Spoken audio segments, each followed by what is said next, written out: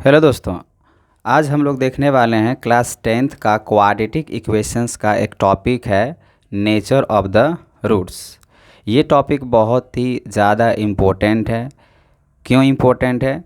जैसे मान लीजिए कोई भी अगर आपके पास क्वाड्रेटिक इक्वेशंस मिला, क्या उसका रियल रूट्स निकल के आएगा या नहीं आएगा, मतलब वो फैक्टराइज होगा या नहीं होगा, उसको हम लोग इस नेचर ऑफ द रूट से चेक करके पहले ही पता कर सकते हैं जो आगे का कैलकुलेशंस हो पाएगा या नहीं हो पाएगा। ठीक है, तो यहाँ पे जो नेचर ऑफ जो रूट्स हैं वो 3 होते हैं।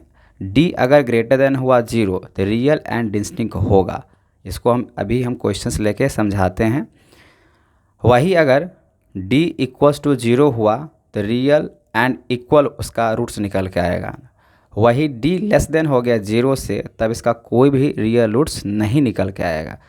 तो एक एक करके हम लोग यहाँ पे समझते हैं जो नेचर ऑफ द रूट्स में कैसे पता करेंगे क्या उसका आगे कैलकुलेशंस हो पाएगा, अगर होगा भी तो कितना उसका रियल रूट्स निकल के आ सकता है, सेम आ सकता है या डिफरेंट आ सकता है।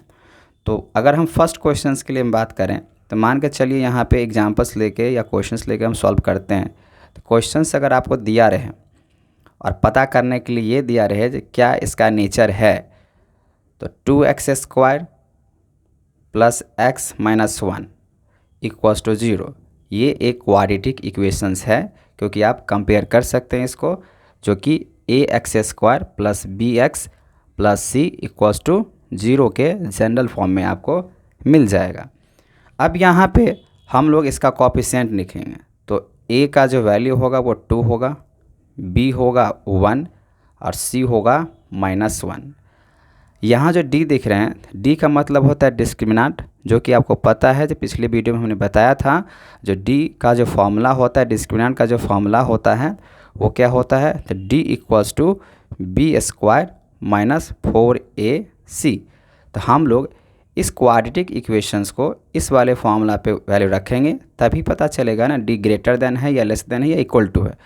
तो सबसे पहले d ही आपको चेक करना होगा, तभी आगे क्वेश्चंस आपको सॉल्व करने हैं। तो यहाँ पे b तो कितना होगा 1 का स्क्वायर, क्योंकि b 1 दिया हुआ है, फिर 4 इंटू a का वैल्यू कितना दिया है 2 और c का वैल्यू कितना दिया है -1। तो चलिए इसको कैलकुलेट करते हैं। कैलकुलेट करने पे देखते हैं कितना आ पाते हैं। 1 का स्क्वायर 1 ही होगा, माइनस को माइनस से मल्टीप्लाई करेंगे तो प्लस हो जाएगा, और 4 2 जा 8। तो यहाँ पे जो d आप देख रहे हैं वो कितना आ गया 9। मतलब इसको हम अगर ऐसे आपको बताएं तो यहाँ पे आपको क्या नज़र आ रहा है, जो d क्या हो चुका है, इसको 0 से कंपेयर करें तो d जो कि कितना निकल का है 9, तो 0 से तो ज़्यादा ही हुआ ना। यहाँ जो हम लिखे हैं d ग्रेटर देन 0, मतलब 0 से ज़्यादा होना चाहिए d। तो आप यहाँ पे देखिए मेरा d कितना निकल का है 9, जो कि 0 से क्या है ज़्यादा है। अगर 0 से ज़्यादा है तो इसका मतलब इसका जो हम सॉल्व करेंगे क्वाड्रेटिक फार्मूला लेके या फैक्टराइजेशन मेथड्स लेके, तो आपको रियल एंड डिस्टिंक्ट मतलब दो अलग अलग जन इसका रूट्स निकल के आएगा। जैसे मान लीजिए अगर x² दिया हुआ है तो 2 रूट्स निकल के आएगा ना, 2 वैल्यू निकल के आएगा। ठीक है, तो अगर मान लीजिए एग्जांपल के लिए हम बात करें, जब इसको फैक्टराइज करेंगे तो मे बी हो सकता है इसका कोई 1 आए या तो 2 आए। ठीक है ना, मतलब इसका फैक्टराइज पॉसिबल है, लेकिन जब भी आंसर आएगा तो हो सकता है 2 डिफरेंट निकल के आएगा। ठीक है, अब यहाँ पे चलिए अगर हम इसको वेरीफाई करा दें d इक्वल्स टू 0 क्या इसका हो सकता है, तो इसके लिए भी हम क्वेश्चंस लेते हैं। तो मान लीजिए क्वेश्चन आपके पास दिया हुआ है x² minus 4x plus 4 equals to 0। तो सबसे पहले हम लोग चेक करेंगे क्या ये क्वाड्रेटिक इक्वेशंस पे है या नहीं है, तो बिल्कुल हो जाएगा। अब इसको कंपेयर करने के लिए हम लोग इसका कोएफिशिएंट लिखते हैं। तो इसका कोएफिशिएंट हो जाएगा 1 a के लिए, ये b है तो -4, और c के लिए कितना हो जाएगा +4 होगा। ठीक है, अब इसके लिए हम लोग d निकालेंगे। तो d का फॉर्मूला होता है b² माइनस 4ac। तो b का वैल्यू कितना है -4, तो -4 का स्क्वायर माइनस 4 इंटू a कितना है 1, c कितना है 4। तो -4 का स्क्वायर करें तो 16 हो जाएगा। अब इसको भी अगर मल्टीप्लाई करते हैं तो 16। ठीक है, तो यहाँ पे आप देखिए d क्या हो गया 0।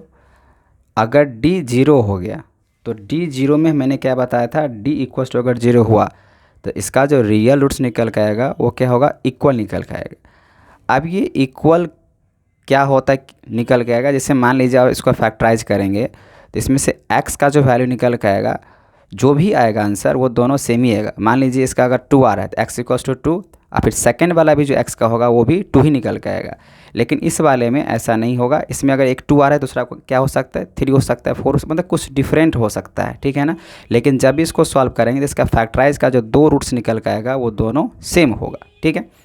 अब यहाँ पे एक लास्ट दिया हुआ है डी ग्रेटर देन जीरो, मतलब यहाँ पे देखिए जीरो जो दिख रहा है आपको, जीरो ज़्यादा हो जाएगा, ठीक है ना, लेकिन डी छोटा हो जाएगा, मतलब डिस्क्रिमिनेंट यहाँ पे लेस देन हो जाएगा। तो इसके लिए कोई रियल रूट्स नहीं निकल के आएगा।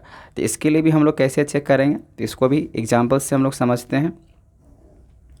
मान के चलिए आप क्वेश्चंस यहाँ पे दिया हुआ है, क्वेश्चंस दिया हुआ है यहाँ पे क्या ले सकते हैं, तो 2x square plus 5x plus 5 equals to 0। तो सबसे पहले तो आपको कंपेयर करना है, तो कंपेयर यहाँ पे कर रहे हैं तो ये क्वाड्रेटिक इक्वेशंस पे है। अब इसके लिए कोएफिशिएंट लिखना होता है, तो यहाँ कोएफिशिएंट हो जाएगा 2, फिर हो जाएगा यहाँ पे b का हो जाएगा 5 और c के लिए हो जाएगा 5, मतलब b का भी 5 और c का भी 5 होगा। अब हम इसको d निकालते हैं, डिस्क्रिमिनेंट निकालते हैं, तो जो कि फॉर्मूला है b स्क्वायर माइनस 4ac। तो b कितना है 5, तो 5 का स्क्वायर माइनस 4 इंटू ए कितना है आपके पास 2 है, और c कितना है 5, 5 का स्क्वायर कितना हो जाएगा 25, और इसको आप मल्टीप्लाई कीजिए 5 4 जा 20, और 20 को 2 से मल्टीप्लाई करते हैं यहाँ पे तो हो जाएगा 40। तो अब यहाँ पे देखिए जो d जो आपको दिख रहा है वो नेगेटिव में चला गया, नेगेटिव में। इसका मतलब ये हुआ, नेगेटिव में जाने का मतलब हुआ जीरो से तो ये ग्रेटर ही माना जाएगा। मतलब ये हम कह सकते हैं यहाँ पे इसका कंडीशंस क्या निकल के आएगा, डी जो होगा वो ग्रेटर देन जीरो। तो इस वाले फॉर्मूला पे आपका वेरीफाई कर रहा है डी लेस देन हो गया और जीरो ग्रेटर देन हो गया, तो इसका कोई भी रियल रूट्स नहीं निकल के आएगा।